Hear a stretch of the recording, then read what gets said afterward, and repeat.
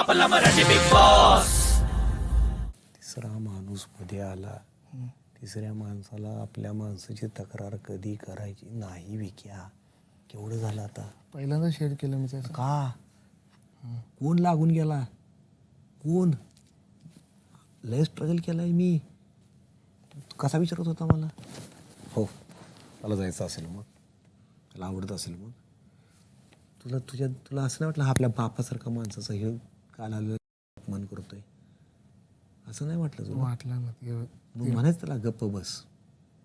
कोण त्यो? हे पण मी पण सहन केले का नाही? मी पण सहन केले का नाही? दादा हे असं वाटायला लागलं ना, हे पूर्ण हेच चाललंय डोक्यात, हे प्रेशर द्यायला.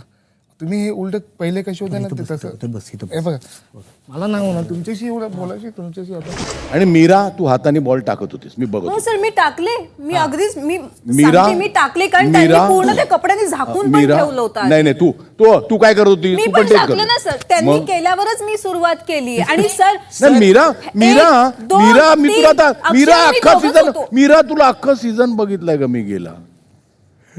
माझी लाडकी तयारी आहेस तू. कॉन्ट्रोवर्सी तयार करण्यात तू नंबर 1 आहेस. आणि ते मला खूप फायदेशीर ठरलं आणि ते तुलाही खूप फायदेशीर ठरलं. तू फायनलिस्ट झालीस. त्यामुळे तू दूध की धुली नाही आहे मीरा. बिलकुल नाही सर. तू तिकडे 100 दिवसाच्या बाहेर आलीच बाहेर तर नॉमिनेट करू नका हिला प्लीज. कोणीच हिला असं काही नाही, असं नाही, नॉमिनेट करू नका. असं नाही का सांगू. ही मला हवी आत. मला काही बोलायचं कळणार नाही नसेल तर आता. आणि आली मी इतका खुश झाला माहिती अशी. म्हटलं चला, जिभेला धार केली, चांगलं टंग क्लिनर वापरला, म्हटलं चला मीरा हल्ली आहे. त्याला पकडणं अचानक भयानक वाटतं, हेच मला विशेष वाटते खरं तर. Exactly sir. दुसरी गोष्ट, प्रत्येक टास्क मध्ये ह्या टीम कडनं असं मी म्हणेन, इंडिव्हिज्युअल कोणाला दोष देणार नाही, पण अतिशय डिस्ट्रक्टिव्हरित्या खेळलं जातं की माझं आता होत नाही ना, मग मी दुसऱ्याचंही होऊ देणार नाही.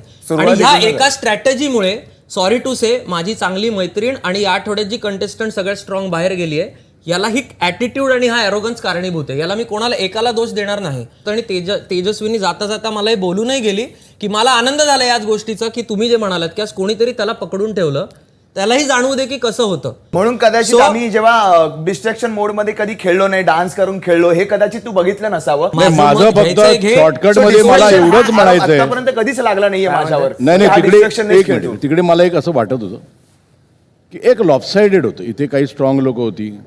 आता मला बघायला मजा आली त्या दिवशी. Someone you are being paid back in your on coin. Exactly. आपला मराठी बिग बॉस.